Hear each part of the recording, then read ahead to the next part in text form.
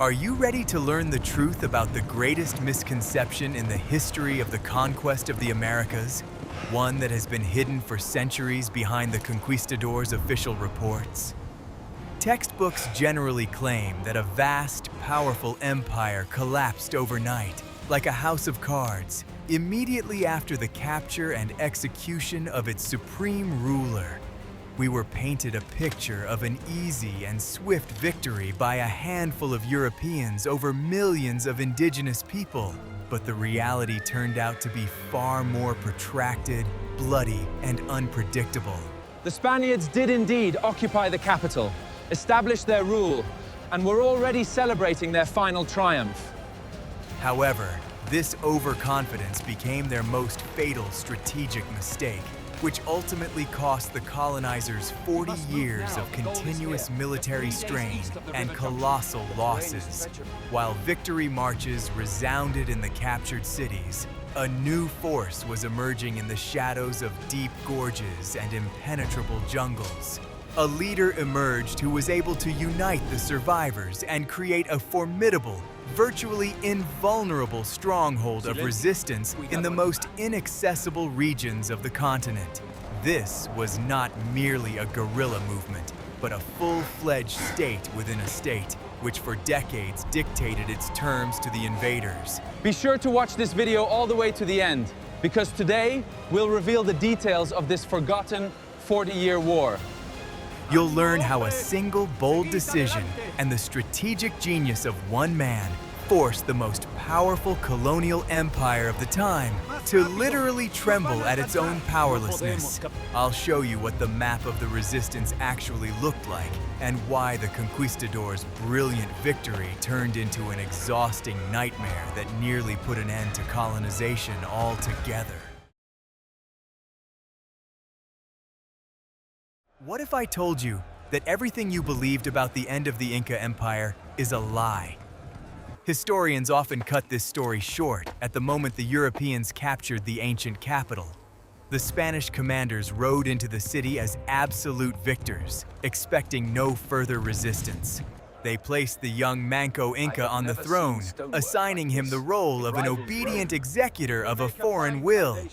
The Europeans believed that control over the center guaranteed complete control over the infrastructure of the entire state. At first, this system of governance seemed flawless and functioned without visible glitches. Manco Inca complied with the foreigners' demands, organizing the collection of resources and maintaining administrative order.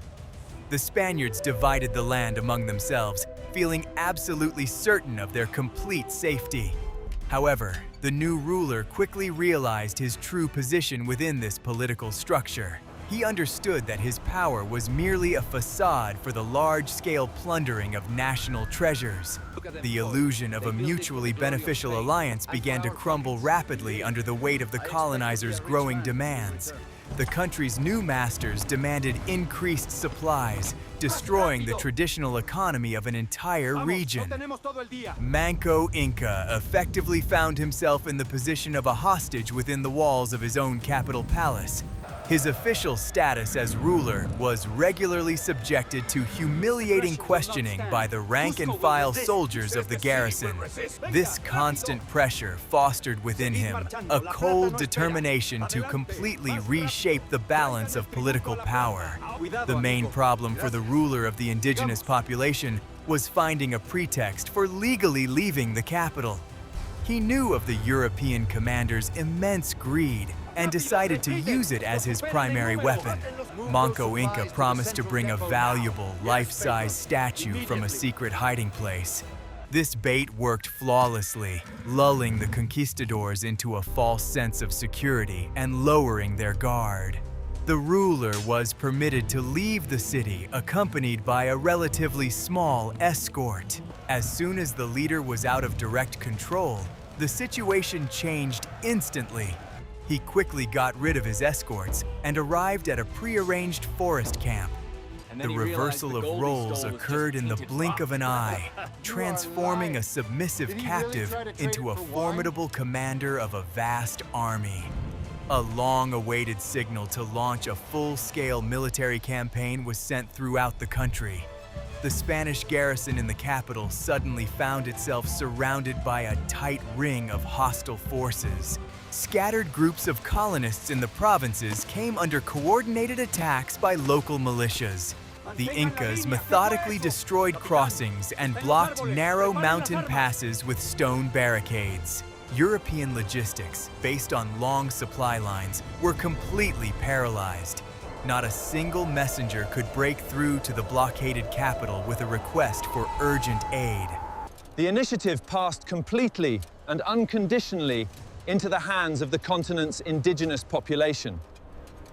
The Spaniards in the capital realized the true scale of the threat looming over them far too late. They found themselves cut off from the outside world without the necessary food supplies and support. Their technological advantage lost all meaning in conditions of absolute geographical isolation. Manco Inca methodically drew tens of thousands of organized and trained warriors toward the city. Each new unit increased the pressure on the garrison trapped in its stone fortress. The events of this period showed that the empire had not been broken by its initial defeat. The centralized administrative structure was able to quickly recover after the colonizers' first heavy blow. We'd love to hear your perspective. What do you think of this strategy of biding time and feigned submission? Share your thoughts in the comments and be sure to subscribe to our channel. Are you ready for the shocking truth? Manco Inca's uprising was not a chaotic revolt, but a brilliantly planned military operation. The army demonstrated the highest level of logistical coordination across a vast and complex territory. Warriors arrived at the capital in organized columns, taking up predetermined tactical positions.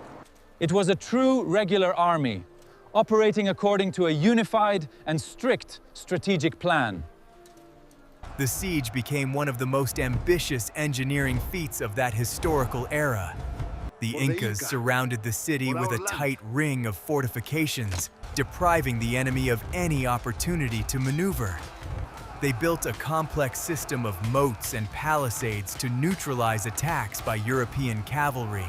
This meticulous preparation completely changed the nature of the upcoming active hostilities. The Spaniards could no longer use their favorite tactical maneuvers in open terrain with impunity. The pressure on the besieged garrison grew relentlessly and methodically with each passing day. The attackers had securely cut off all sources of fresh water leading into the city center. Food supplies ceased entirely, bringing the defenders to the brink of utter exhaustion. Night attacks kept the Conquistadors in a state of constant tension and sleep deprivation. Physical exhaustion and intense psychological pressure gradually eroded discipline within the European garrison. Manco Inca was in no hurry to launch a decisive assault, preferring to slowly wear down the enemy.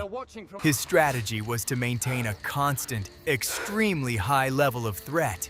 The city's defenders were forced to react to feints, squandering their last remaining strength.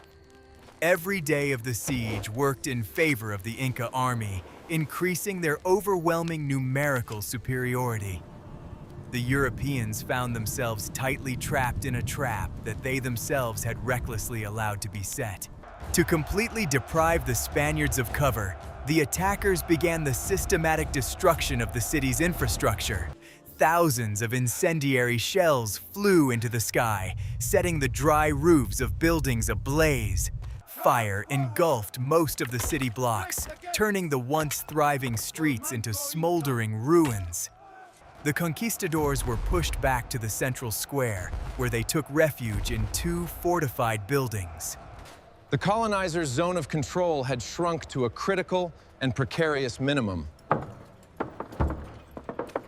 The situation in the very heart of the ancient capital had reached a boiling point. The defenders understood all too well that passive waiting would inevitably lead to their complete collapse. They decided to make a desperate attempt to break through the siege ring with a single powerful strike. The target of their attack was a massive stone fortress towering directly above the city. Control of this high ground gave a huge strategic advantage to whichever side held it. Temporary control of the high ground slightly loosened the noose around the European garrison's neck. However, this tactical achievement did not solve the main strategic problem facing the besieged Spaniards. They remained in complete isolation, surrounded by an overwhelming number of motivated enemies. In the next chapter, you will learn how the Incas modernized their combat methods to counter European technologies.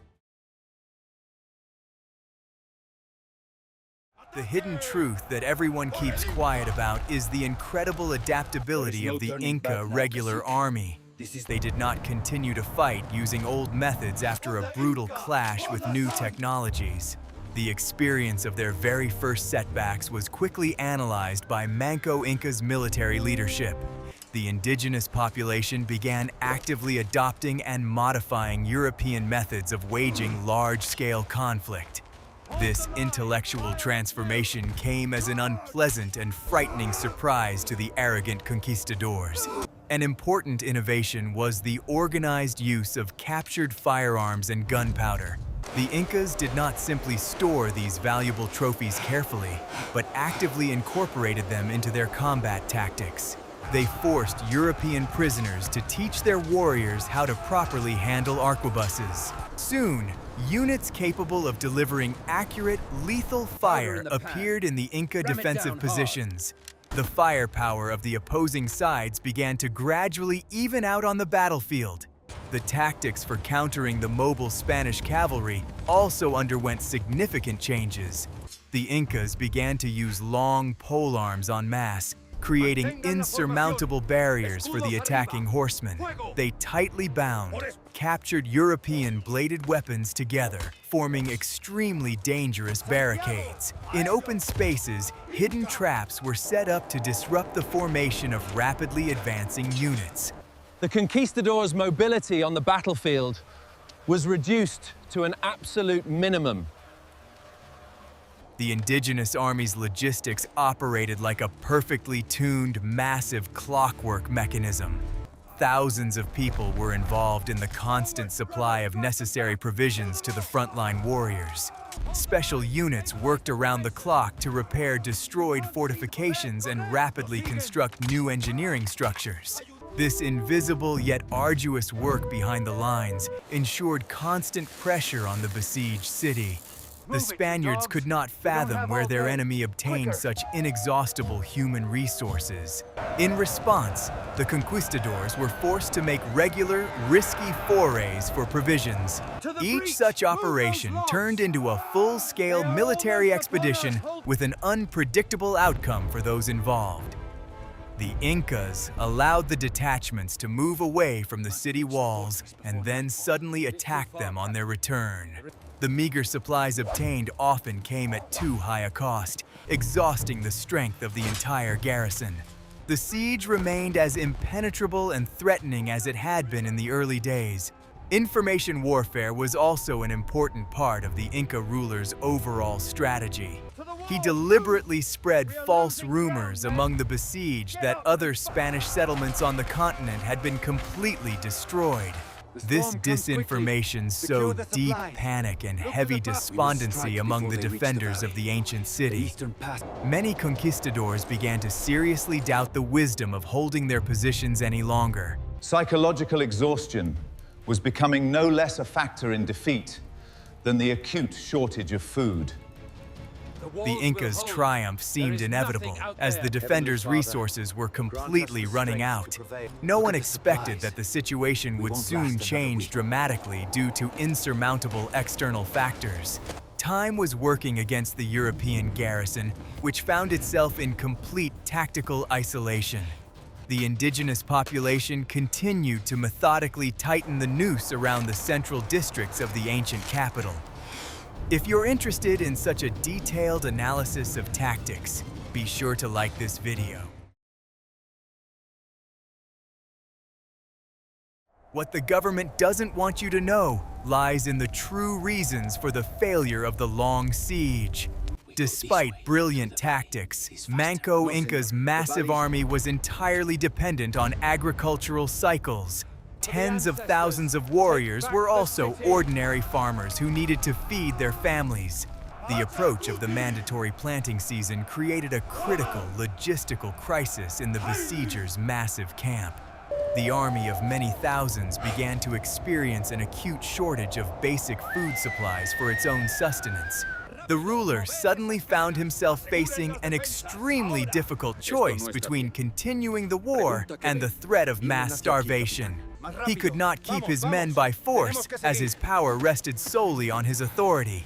The exodus of soldiers back to their home provinces began spontaneously and very quickly became irreversible. The siege ring around the capital began to thin rapidly and lose its former deadly density. The strategic initiative began to slowly but surely slip from the hands of the native population. The Spaniards immediately noticed the easing of pressure and skillfully took advantage of this unexpected respite.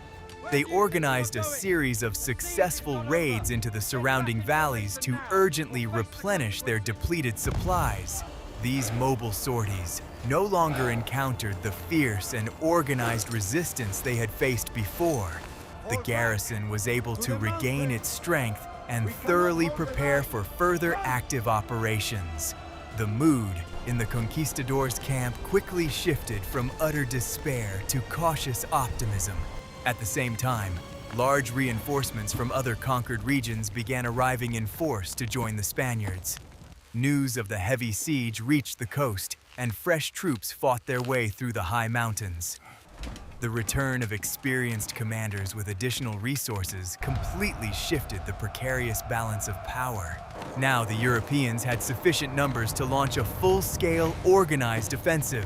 The Incas had lost their main numerical advantage in this grueling, protracted conflict. Manco Inca soberly assessed the situation and immediately decided on an organized retreat.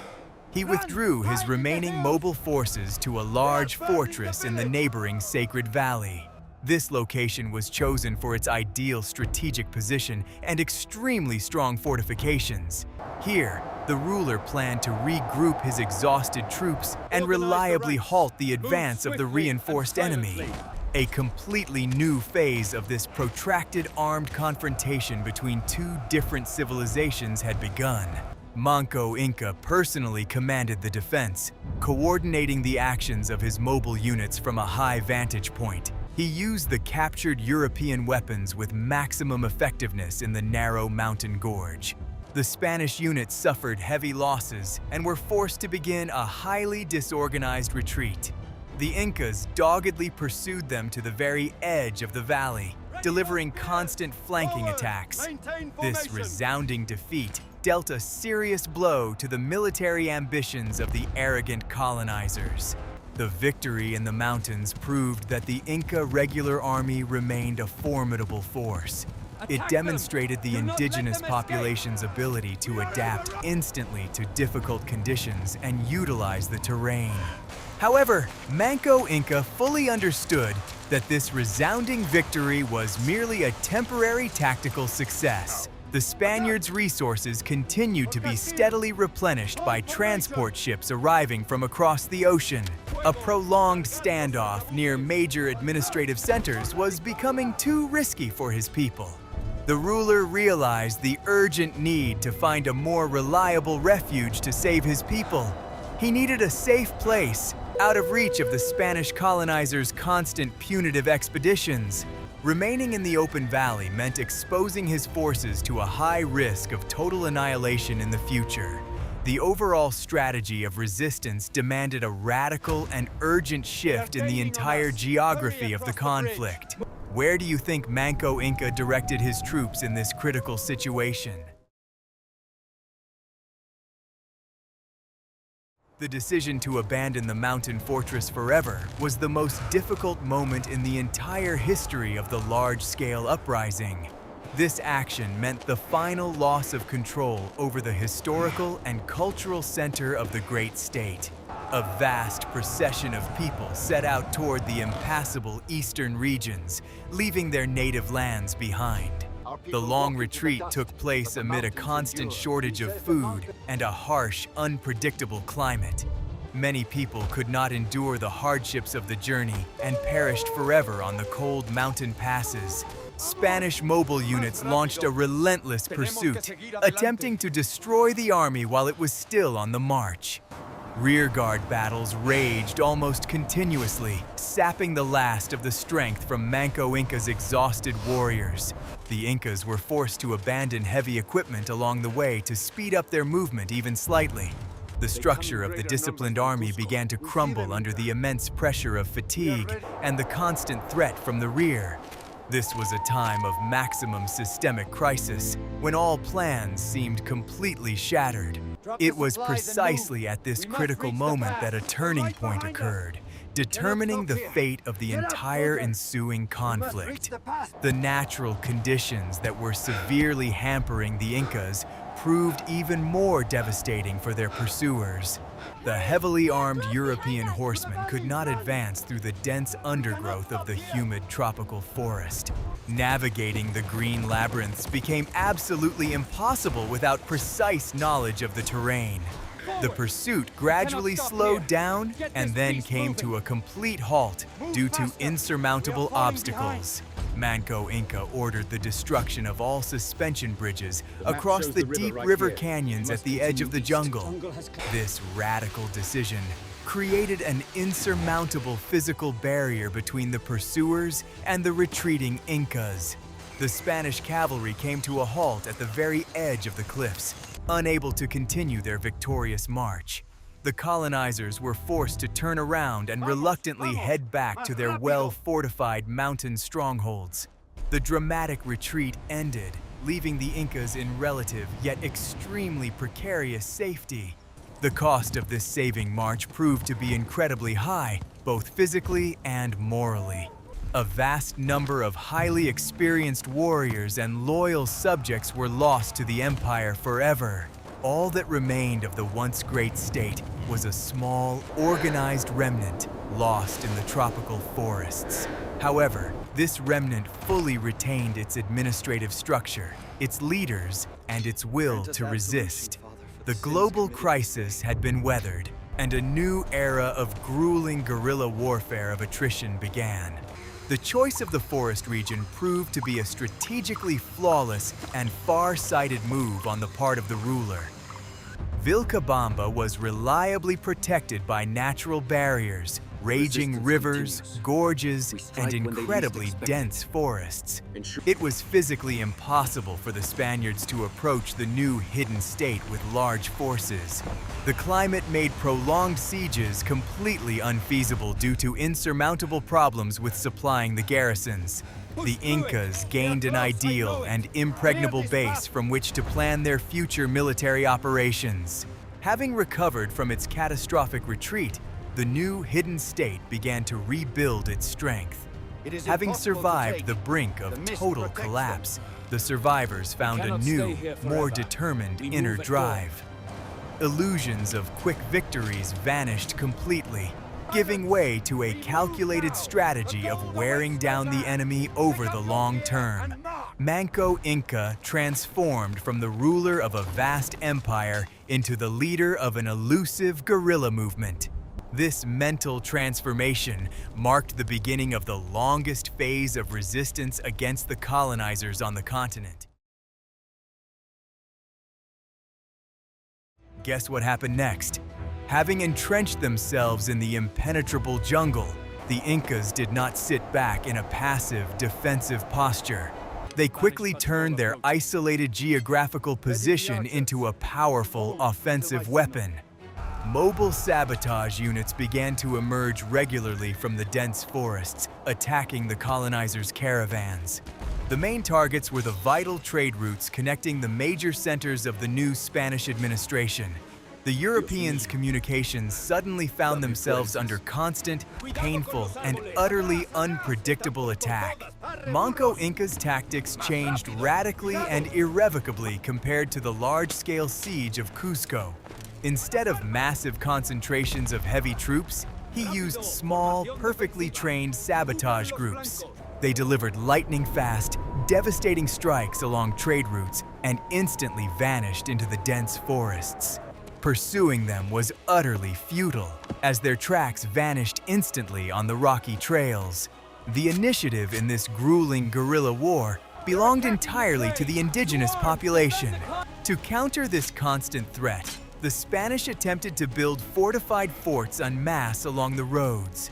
However, stationary structures could not reliably protect the overly extensive stretches of trade routes. The guerrillas simply bypassed the garrisons, attacking caravans at unguarded and remote mountain passes. The cumbersome system of forts required enormous maintenance costs, but failed to deliver the desired results. The economic benefits from the conquered colonies began to decline rapidly due to constant cargo losses. Manco Inca also masterfully played a complex diplomatic game, attempting to split the enemy's ranks. He actively maintained secret contacts with those factions of the conquistadors who were bitterly at odds with one another. The ruler even provided a safe haven for Spanish fugitives who opposed the official authority of the crown. These outcasts brought with them extremely valuable knowledge of new European tactics and advanced technologies. Vilcabamba gradually became a magnet for all those dissatisfied with the harsh colonial regime. Life within this hidden state was governed by the strict laws of a harsh wartime regime. Absolutely all resources were mobilized to ensure security and develop internal infrastructure. Engineers tirelessly built new palaces, temples, and terraces in the hard-to-reach mountain valleys of the jungle. Culture and the ancient traditions of their ancestors were carefully preserved, despite the extremely harsh conditions of isolation. It was a fully fledged, albeit hidden from the outside world, independent state. The Incas' efforts demonstrated that organized resistance could halt a large and advanced military machine. They successfully imposed their own rules of engagement on the enemy across a vast and complex territory. This strategy allowed a relatively small state to dictate its terms to a vast empire. The colonial administration was forced to spend enormous sums to maintain even basic security. How much do you think this tactic undermined the long-term economy of the Spanish colonizers? The death of the legendary Manco Inca became an incredibly serious test for the young state in the jungle. Power passed to his legitimate sons, who had to quickly adapt to the changing political reality. The Spanish administration on the conquered continent became significantly more organized and strictly centralized. Internal armed conflicts among the conquistadors had ended, allowing them to consolidate their resources. Vilcabamba suddenly found itself facing a far more cohesive and systematic colonial adversary. The new ruler, Titu Cusi Yupanqui, deliberately chose a complex strategy of prolonged diplomatic maneuvering. He fully understood that endless military confrontation would quickly deplete the resources of his small state. The leader began very complex negotiations with official representatives of the Spanish crown, demanding recognition of sovereignty. He received European ambassadors, engaged in lengthy correspondence, and demonstrated an open willingness to make reasonable compromises. It was a very delicate game, aimed solely at buying time and ensuring security. Titu Cusi even officially permitted Catholic missionaries to enter the territory of his closed region. He formally and publicly adopted the new faith to reduce political pressure from the Cusco administration. However, this high-profile concession was merely a facade behind which the independent life of his hidden state continued. Traditional indigenous rituals and the system of governance functioned as before, in an absolutely unchanged manner. Diplomacy became a new, powerful shield, replacing the impenetrable thickets and deadly ambushes on the roads. Within Vilcabamba itself, complex political processes and a fierce struggle for influence were also taking place. A portion of the radical elite insisted on a return to Manco Inca's harsh guerrilla tactics. They sincerely regarded diplomatic concessions as a sign of weakness and a betrayal of the ideals of the former resistance. Titu Cusi had to constantly balance between radical commanders and Spanish negotiators. Maintaining fragile internal unity demanded colossal daily political efforts from the ruler. This era vividly demonstrated the high level of maturity of the state system created by the Incas in harsh exile. The Incas indisputably proved their ability to navigate the most complex political games at the highest international level. They skillfully exploited the legal intricacies of European law to protect their national interests. The state in the jungle transformed from a temporary military camp into a full-fledged actor in global politics. 36 years of de facto independence were secured not only by weapons, but also by formidable intellect. The situation sharply deteriorated again following the sudden serious illness and death of the diplomat Titu Cusi. Spanish ambassadors, who happened to be in Vilcabamba at that unfortunate moment, were falsely accused of conspiracy. A surge of intense internal tension instantly led to the collapse of absolutely all previously reached agreements. Tupac Amaru came to power, holding far more radical views on the current conflict. The fragile, long-standing balance of power collapsed, plunging the region back into a state of open and brutal confrontation. Both massive administrative machines sprang into rapid motion, preparing for a decisive historical clash. Vilcabamba began hastily fortifying its old defensive lines on the outermost approaches to the jungle. The Spaniards methodically concentrated enormous forces, mobilizing absolutely all available resources of their vast colony. It became perfectly clear that the phase of mutual political patience had reached its logical conclusion. A large-scale conflict loomed clearly on the horizon, one that was destined to put an end to this long history. Preparations for the large-scale invasion demanded incredible organizational efforts from the Spanish administration. Viceroy Toledo personally and very strictly oversaw the mustering of troops and the establishment of supply chains. A vast amount of food and ammunition had been prudently stockpiled at the borders of the dangerous region. The army was superbly equipped with the latest firearms and specialized gear for jungle operations. This grand campaign was set to become the most expensive operation in the colony's entire history. Intelligence gathering was also conducted with the utmost care and on an unprecedented scale. Numerous spies attempted to draw up extremely accurate maps of the approaches to the lost city of the Incas. They meticulously gathered data on the number of defenders and the location of their defensive stone strongholds. Toledo was determined to eliminate the element of surprise, which had so often doomed his predecessors. The invasion plan was developed taking into account absolutely all past mistakes and the geographical features of the terrain. Tupac Amaru, for his part, carried out an extremely rigorous mobilization of all the manpower at his disposal. He ordered the urgent restoration of the ruined old fortresses and the refortification of the mountain passes. Suspension bridges across the gorges were destroyed once again, and complex stone barriers were erected on the roads. The defenders of the jungle were prepared to sell every meter of their sovereign territory at an incredibly high price. The warriors' morale was constantly sustained by the realization that they had nowhere left to retreat. The massive Spanish army was divided into several large mobile columns to strike from different directions. The command seriously intended to squeeze the country in a tight vice, depriving the defenders of any room to maneuver. Each combat column had a clear objective and a proven route through the tropical forests. Advanced reconnaissance units were sent far ahead to neutralize traps and guerrilla ambushes. The mechanism of military pressure was set in motion at full force, with no possibility of turning back. Despite very heroic resistance, the attackers' technological and numerical superiority took its toll. The Spanish columns methodically and inexorably pushed through the Inca defenses, capturing one fort after another. The independent state's zone of control rapidly shrank under the weight of continuous artillery strikes. Tupac Amaru was forced to constantly withdraw his forces deeper and deeper into the impenetrable depths of the jungle. The line of fire was inexorably closing in on the very heart of the remote Vilcabamba.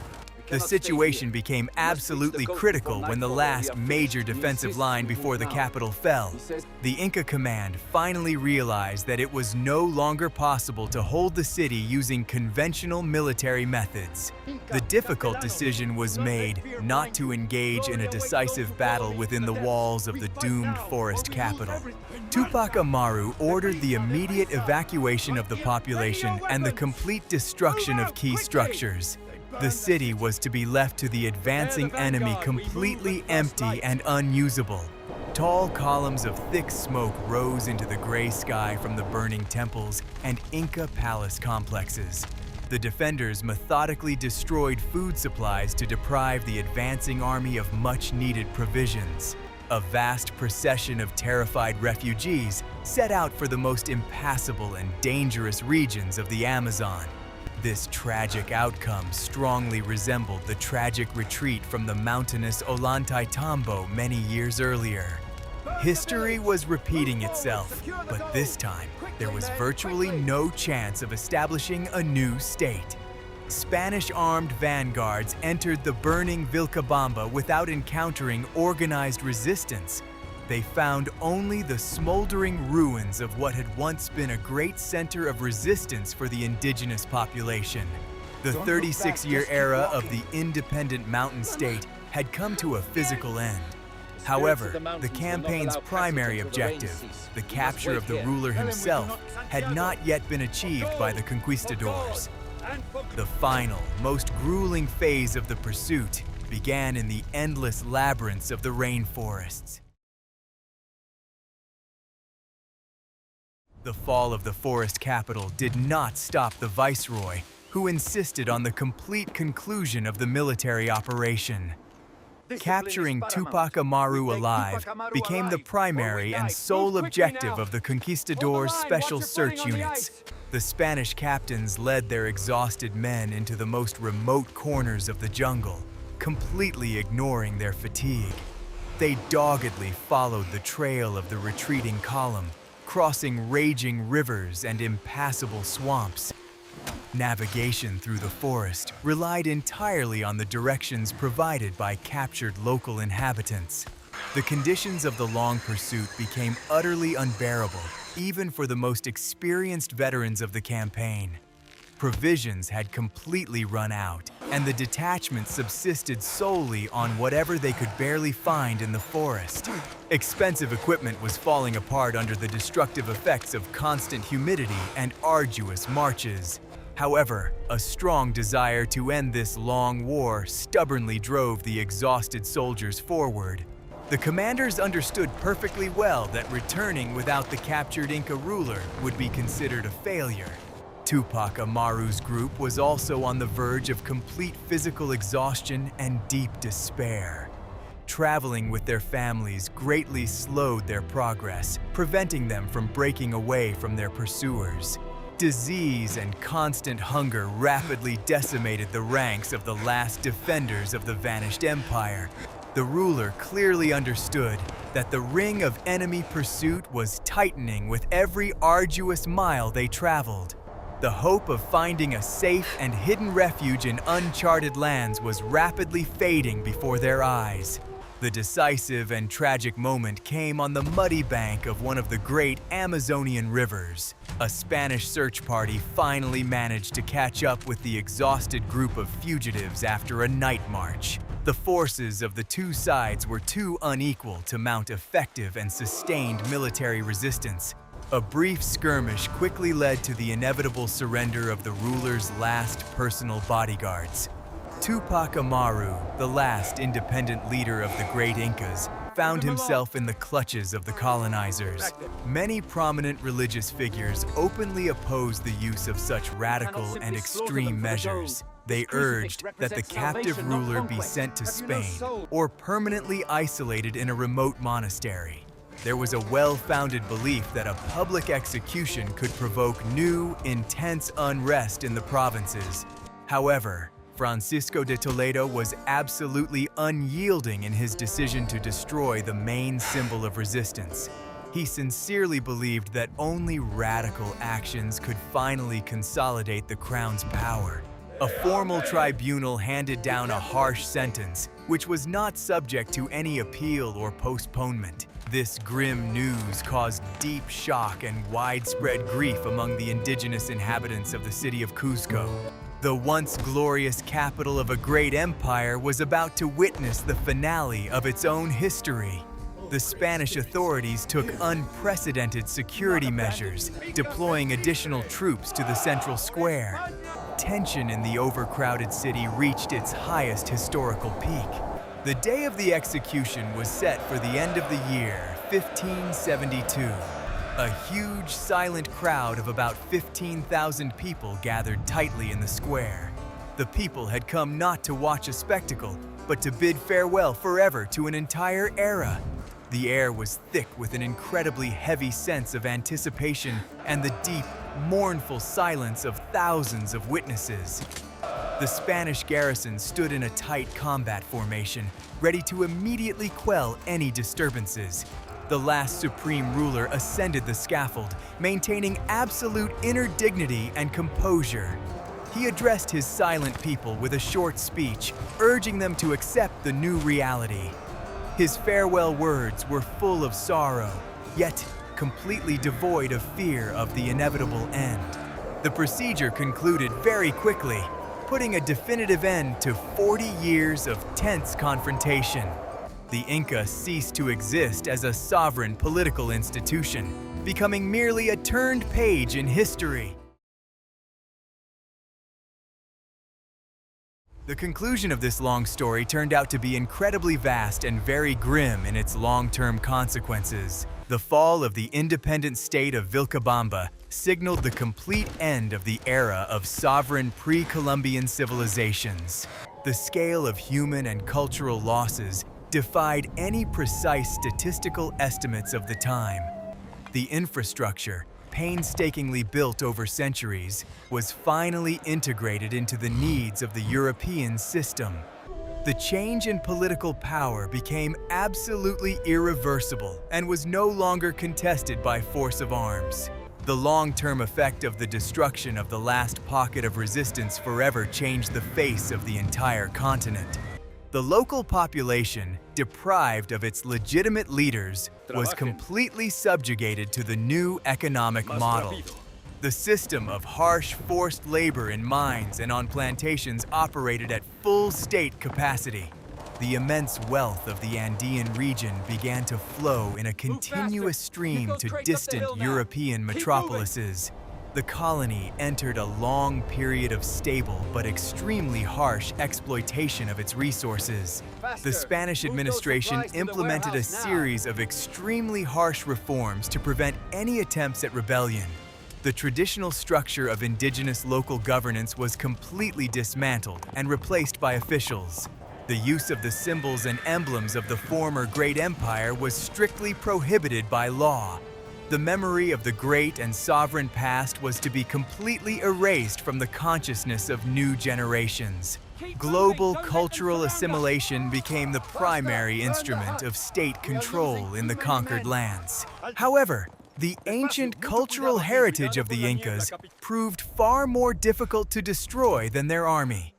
Traditions went deep underground, intertwining in a curious way with the imposed European customs. A unique cultural symbiosis emerged, which shaped the further development of the entire regional identity.